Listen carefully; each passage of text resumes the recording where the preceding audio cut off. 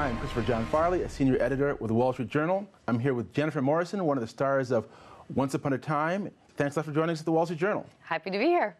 Okay, you play Emma Swan on the show. She used to be a heroine, but this season she's undergone this shift. There's been this plot twist, and now you're the dark one. Yes. So is it more fun playing a villain? I have to say I am really enjoying playing a villain, and I don't know if it's so much because she's villainous or just because it's such a big change and there's so many new things to play with the character and explore. But yeah, it's been really fun.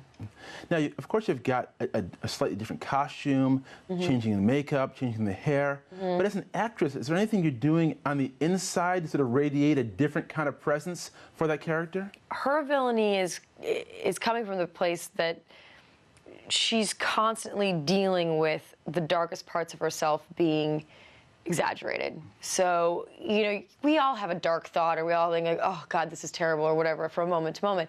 That's exponentially exaggerated in every given moment for her. And so I've tried to build her from a place of really exploiting her loneliness and exploiting the revenges that she's never taken and exploiting the needs she's never allowed herself to have, and then going about getting those things or demanding those things in a way that is selfish. And so it's a little different, you know. So she's not going to recycle, basically, right? She doesn't care about the environment. Yeah, I don't know. I'm not sure what she does with her bottles and cans, but yeah, she's definitely not. She's not putting others first anymore. Now, I know fans want to know what happens with Hook. I mean, now you had the shift in your character. She had this romance with Hook, you know, on the show. Is he just going to be gone now? Is he? No, absolutely not. Because you're a villain. No. You need someone with a little more edge to them. No, I mean, Hook was once a villain. He spent hundreds of years being villainous, so he definitely has experience with that. Yeah, he's overcome it. He's overcome it. Okay. But just because she's the dark one doesn't mean she doesn't love him anymore. I think just in this week's episode, I say something like, you know, just because I'm the dark one doesn't mean we can't still be together.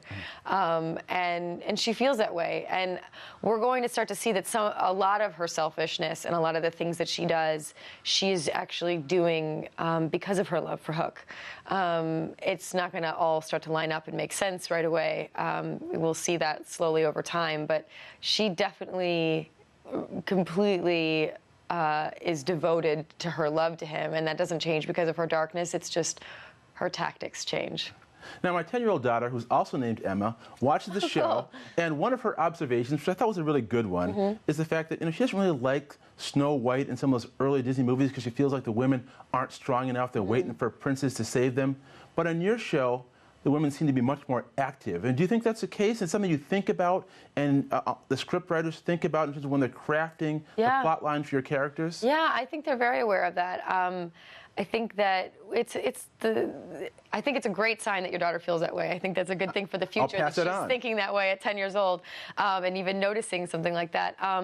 Yeah, I think what the showrunners really want to do, which I think they're doing a great job of, is showing that both women and men can both be strong and vulnerable, that it's about the full package, and it's not about, you know, you have to always be tough or always be a villain or always be a good guy. There's so many gray zones in there between all those different elements. And so I think it's really wonderful. I feel really honored that I get to play such a strong female character on television.